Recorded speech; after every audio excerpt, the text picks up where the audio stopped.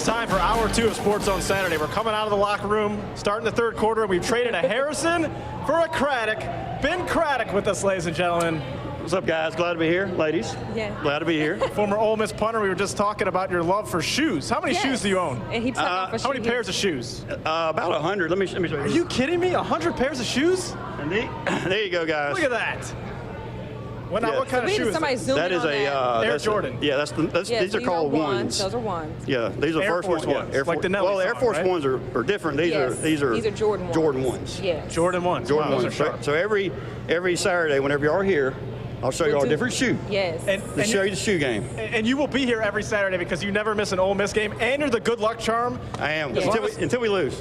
Yeah, not going to happen today. Not today. No, it's not going to happen today. Not at all. Okay, speaking of shoes, though, do you think your shoe game is better than Dan Mullen's? Who's Dan Mullen?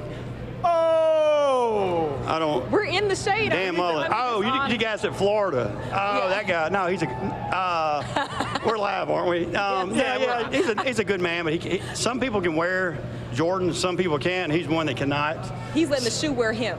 Yeah, the shoe wears him. The shoe is wearing him. He makes a great shoe look terrible. So I make it look good.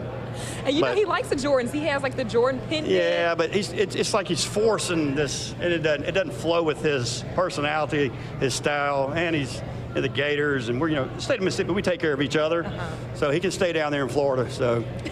Well, there you go, Ben. Let's talk about some of the big games today. Mississippi State game's underway already. They're losing 17-14 at halftime to Kansas State. I know you're an Ole Miss guy, but does that score surprise you at all? Yes and no. I think Kansas State's got a great team. I mean, we'll see how once the third quarter they start getting towards the third quarter. I think State will take over, and I think they'll win by 20. I mean, that's just Mississippi State has a great program. Kansas State, they're good, but I mean the humidity, the weather, the heat, it's going to take their toll on those kids. So, but State's going to be fine. They'll win it. They'll win it.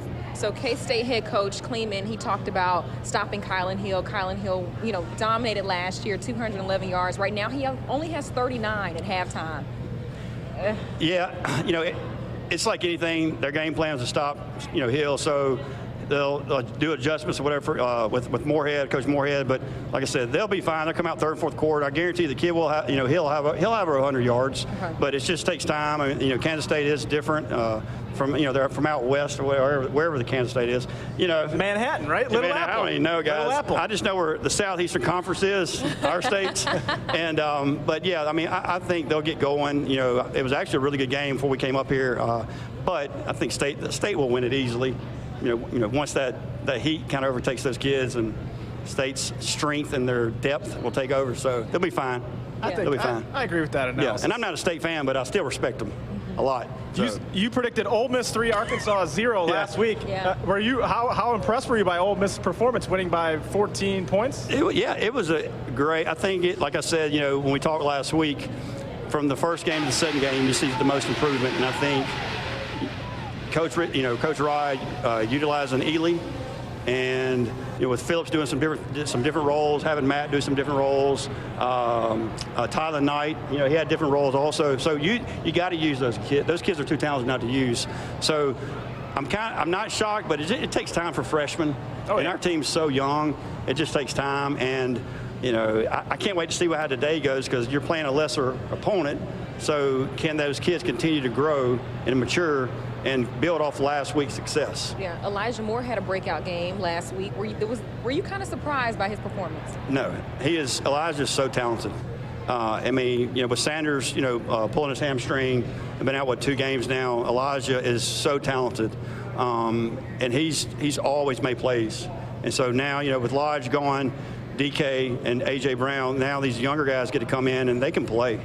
But so it's going to be fun to see who kind of comes out of the NWO group and kind of takes over and becomes the new A.J. Brown or the new Lodge or the new D.K. Metcalf. So that's exciting to me because I love offense, especially our receivers.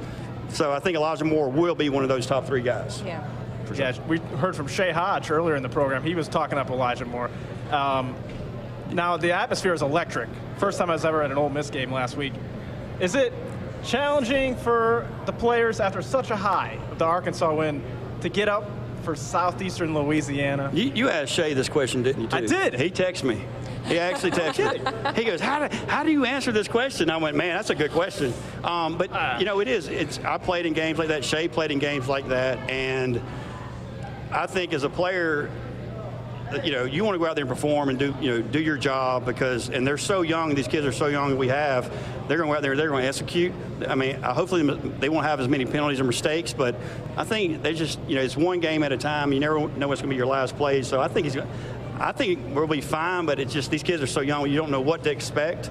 But hopefully they'll cut out there and they'll perform and put up some W's for us. Absolutely. You got time to stick around for another segment?